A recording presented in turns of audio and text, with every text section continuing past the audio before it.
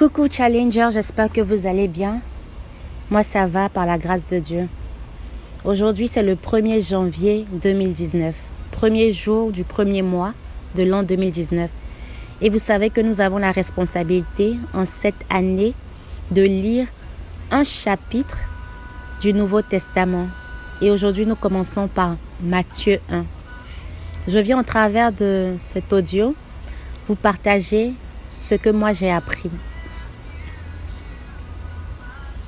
Je remarque dans ce passage que le nom de certaines femmes ont été cités dans la généalogie de Jésus. Certaines femmes comme Tamar, comme Rahab, comme Ruth, comme la femme d'Uri et comme Marie elle-même, la mère de Jésus. Et au travers de l'histoire de certaines des femmes citées, nous savons qu'elles n'ont pas eu de bons témoignages, jusqu'à ce que Dieu intervienne dans leur vie pour que leur vie change. Prenons par exemple le cas de Rahab.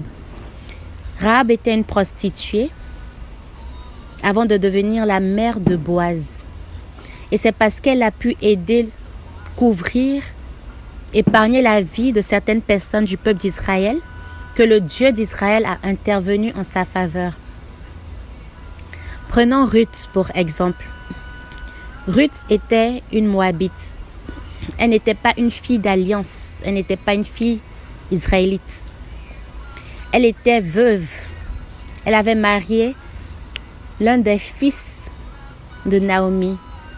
Celui-ci mourut.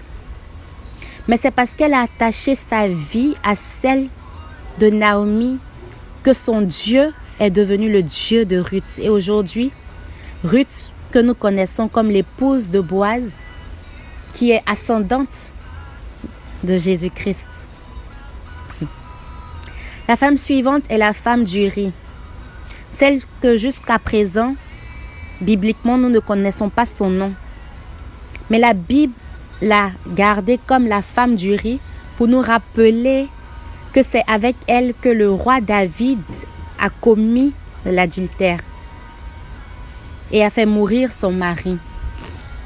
Dieu a utilisé ces femmes et toutes ces personnes citées parce qu'il y a eu l'exemple d'Abraham, d'Isaac, de Jacob et de toutes ces personnes que leur vie n'était pas exemplaire, que leur passé, leur histoire les disqualifiait pour prouver à quel point Dieu seul peut changer l'histoire d'une personne. Dieu peut rattacher ta vie à celle du Messie, à celle de Jésus. Et c'est ce qui s'est passé pour ces personnes. Et cela peut se passer aussi pour toi si tu laisses Dieu changer ta vie. La suite de l'histoire de la naissance de Jésus m'a parlé personnellement. Parce que depuis l'enfance, à une étape de ma vie, je me disais que Joseph a dû être un gars chanceux pour prendre pour épouse celle qui a porté en son sein notre Sauveur. Mais le verset 16 nous révèle que ce même Joseph était lui aussi fils de Jacob et descendant de David, qui était descendant d'Abraham. C'est-à-dire que Joseph était un homme d'alliance. Sa lignée ancestrale nous montre que c'était la personne choisie. Et ce même Joseph, quand je lisais, je me suis souvenu de Joseph, fils de Jacob, fils d'Isaac. Et vous savez, le verset 2 de Matthieu 1 est très particulier parce qu'il nous dit « Abraham fut le père d'Isaac, Isaac de Jacob, Jacob de Juda et de ses frères. » Ils n'ont pas mentionné le nom de Joseph pour ne pas confondre le peuple de Dieu. Ce n'est pas le même Joseph, mais ils avaient eux deux le même nom. Et ils avaient pour père, leur père aussi portait le même nom. Nous continuons. Nous voyons au travers de cela que Jésus devait, à tout prix, il devait définitivement passer par cette lignée. Il devait passer par Joseph parce qu'il était destiné grâce à son alliance.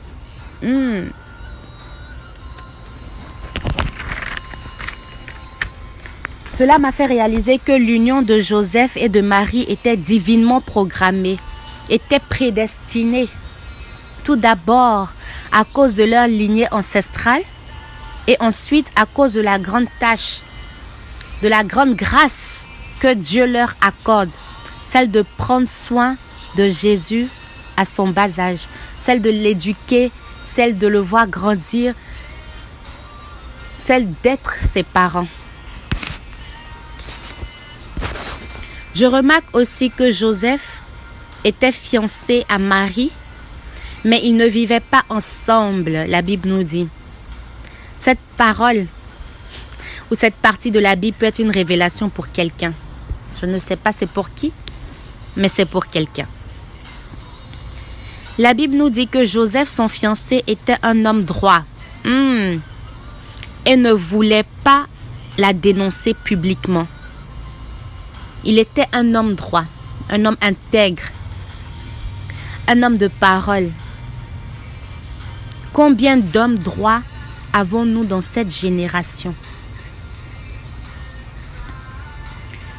Malgré ce qui s'était produit, malgré ce qui se traduisait en scandale, Joseph n'a pas tenu à dénoncer publiquement Marie, mais à le faire en secret, pour la préserver, la protéger. Qui sont les Joseph de notre temps? Comme Joseph pensait à rompre les fiançailles, l'ange du Seigneur lui apparut dans un rêve et il lui dit: Joseph, descendant de David, ne crains pas d'épouser Marie, car c'est par l'action du Saint-Esprit qu'elle attend un enfant. L'ange lui parle dans un rêve en lui rappelant d'où il vient. Descendant de David. En d'autres termes, toi, fils de l'alliance. C'est cette alliance qui te qualifie. Tu es au bon endroit, au bon moment. Et je viens te rappeler que tu as aussi part à cette alliance grâce à Jésus-Christ aujourd'hui. Le verset 21 dit: Elle mettra au monde un fils et tu l'appelleras Jésus, car il sauvera son peuple de ses péchés. Le premier travail que Jésus est venu faire, c'est de nous sauver de nos péchés.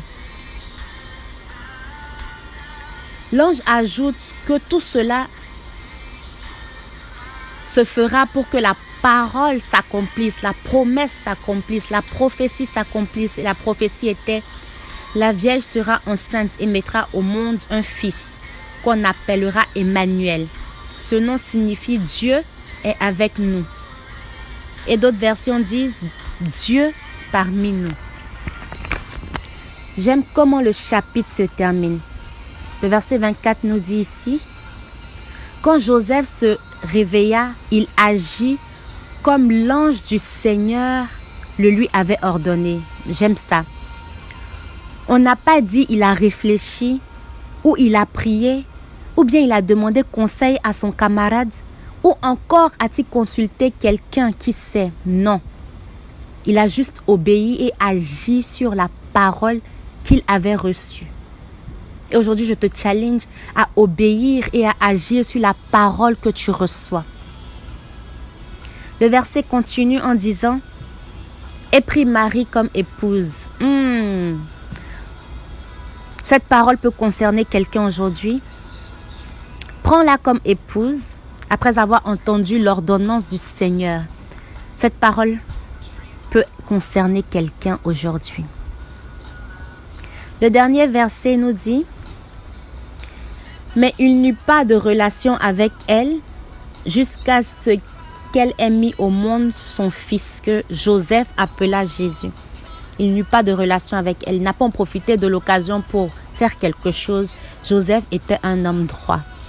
Et aujourd'hui, je veux t'encourager, Challenger, après avoir lu et entendu ces paroles, que nous puissions aussi marcher dans cette alliance que Jésus-Christ nous offre aujourd'hui. Demeurons bénis. Rendez-vous pour Matthieu 2. À demain.